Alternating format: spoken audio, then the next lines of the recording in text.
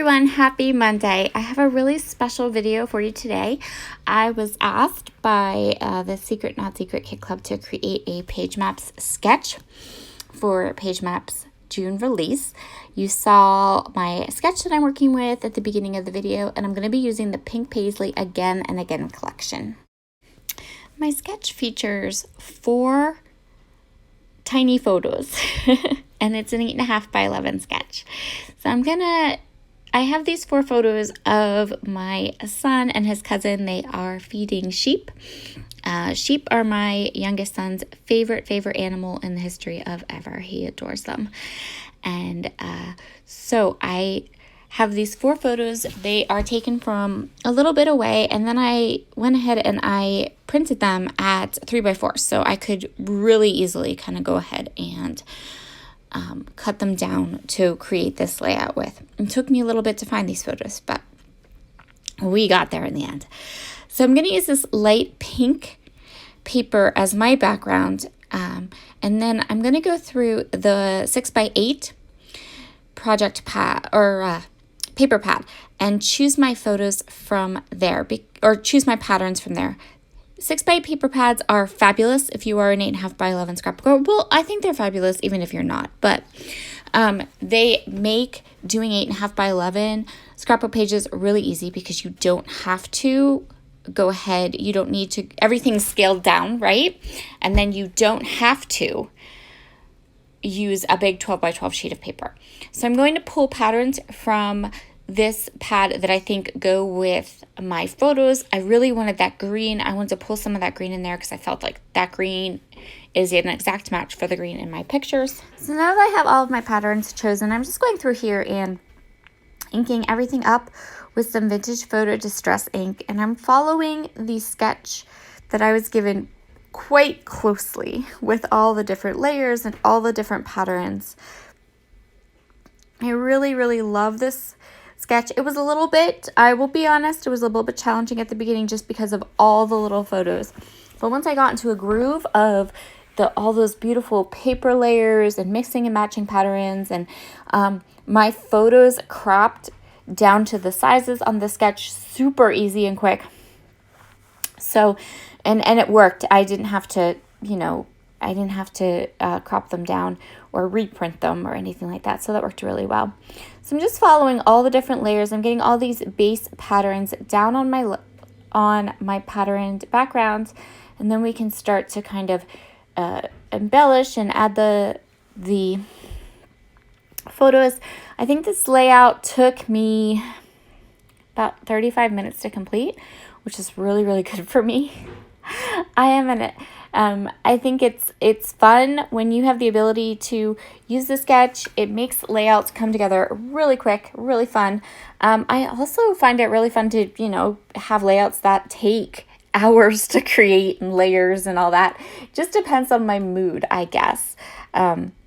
So I enjoy both of those aspects of scrapbooking for different reasons. So I'm just going to continue on here, getting these layers up, inking them. I keep referring to the sketch because there are a lot of layers underneath my photos, and I really love that layered look, and I wanted to make sure I had all of them in there. So now I'm going to decide where I want my photos to go. I'm going to go ahead and mat them to give them a little bit more separation from all of the pattern in the background. And the next thing I'm going to do is I'm going to take this cut apart sheet. I'm going to add some of the elements from the cut apart sheet to my layout. This allows all the elements to be on the layout, but I didn't have to cut into more pattern paper because there were these nice border strips on this cut apart sheet that I really liked, and a couple other bits and pieces that I'm going to use. As is the case with most of my embellishing, I'm going to start with die cuts. Die cuts tend to be quite large, and so I enjoy finding die cuts that I can use that allow me to then layer smaller embellishments on top of them. I chose that. I'm going to go back and forth about a title. I have that title from the die cut sheet, but that's not what I'm going to use. I think I'm going to use a different title, but I'm going to use one that's already pre-made, pre-done, that's a sticker. Again, keeping this layout super simple. I'm going to use a lot of phrase stickers. These are from Heidi Swap's Honey and Spice collection. I have Heidi Swap's Honey and Spice collection mixed in with my pink paisley again and again because I feel like they coordinate and look so nice together that I didn't want to bag them up and put them into my paper tower separately. So I put them in together. And I do that sometimes if things are really, like if they coordinate really, really well. I don't want to forget that they coordinate and I want to use them together.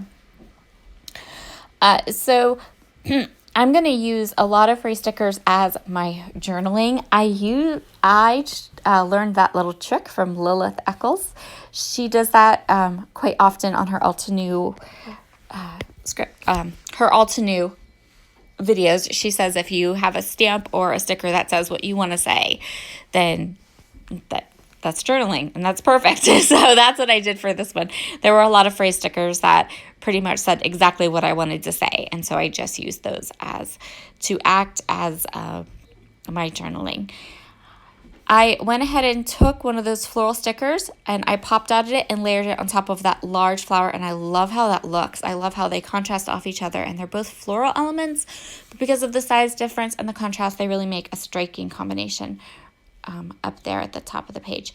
So I'm just adding in bits and pieces. I'm looking through my embellishments and I'm finding things that really speak to me, that really go with the story I want to tell and the mood I want to create and the style I want to create on this particular layout.